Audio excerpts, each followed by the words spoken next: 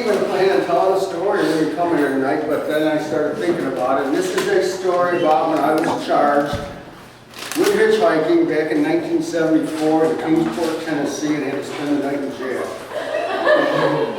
It was during the Arab oil boycott of 1974, and my wife, who I wasn't married to at the time, and I were hitchhiking from Syracuse to New Orleans for Mardi Gras.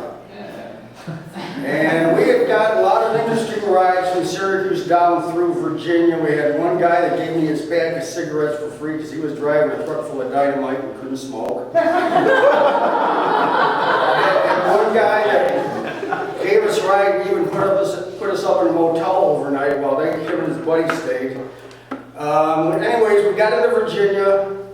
We got a ride with a guy that was heading all the way to Arkansas, which was a great ride.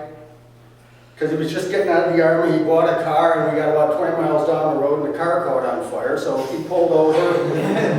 I climbed underneath. I happened to pack a coat hanger and duct tape whenever I hitchhiked anywhere. Wired up his muffler. We got him going for another 20 miles, and it broke down completely. His radiator blew out. Nothing I could do with that. Finally, a guy picked us up. He had a camper. He was driving. I can't remember how far he was driving. It was going to be a good long ways, but he had to get gas, and their gas lines were like a half a mile long. And rather than wait in line for gas, he decided to spend the night at a Holiday Inn in Kingsport, Tennessee, and told us that we could spend the night in his camper if we wanted to. And we decided that was be a nice idea, but we wanted to keep going. It was still like, I don't know, 4:30, 5 o'clock in the evening.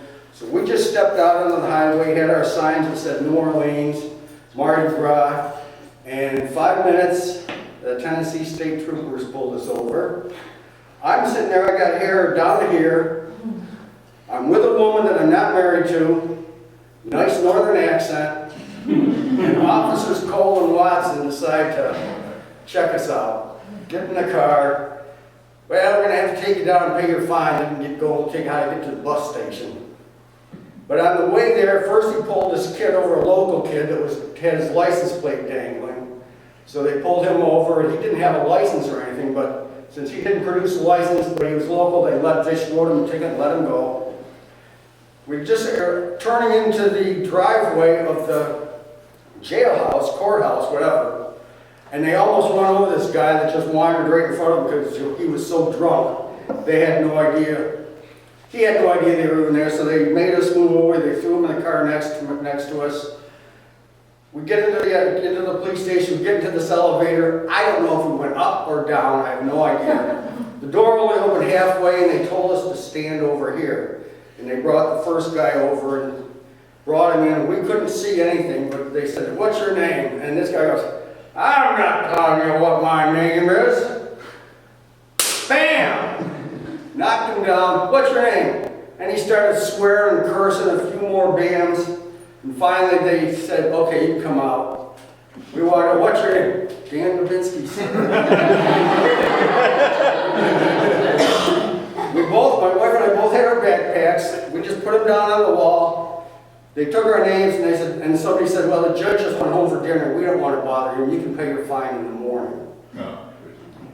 So they just opened up this door and said, "Go in." For me, my wife had her own little cell.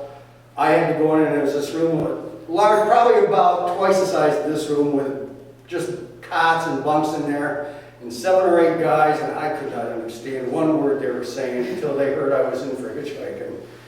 I mean, every bad southern jail movie I ever saw came rushing back to me. Long-haired hippie in a room full of prison rednecks.